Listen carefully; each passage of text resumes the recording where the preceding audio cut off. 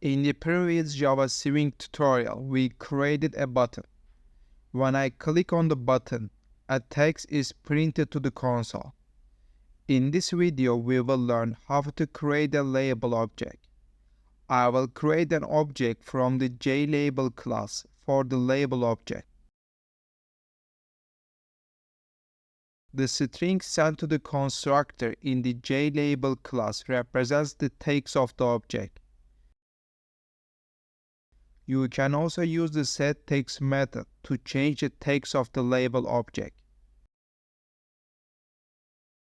You can use either of these two methods. I will set the position and size of the label object using the setBounds method. The first two values represent the position and the last two values represent the size. I will place the label just above the button object. I add the button to the window.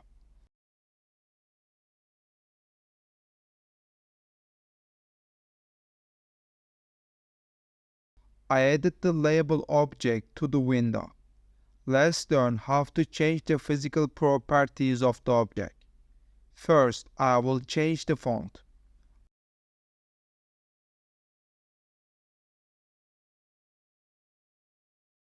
I send the parameters to the font object.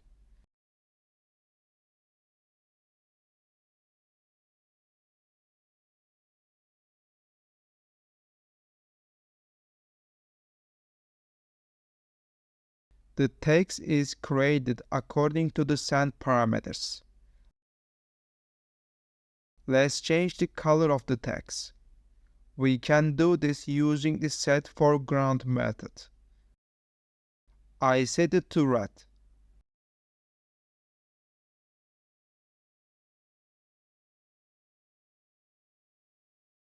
Let's change the background color property of the label object. I set it to black.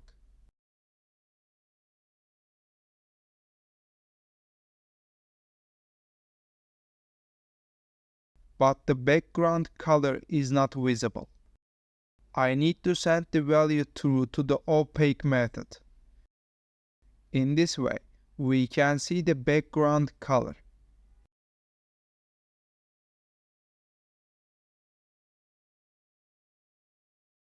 We can define a border for the label object.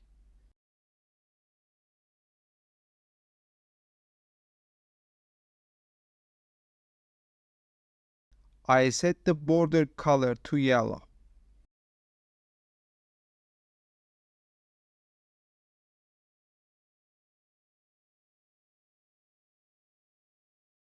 We can change the visible property of the label object. I can make the object invisible with false.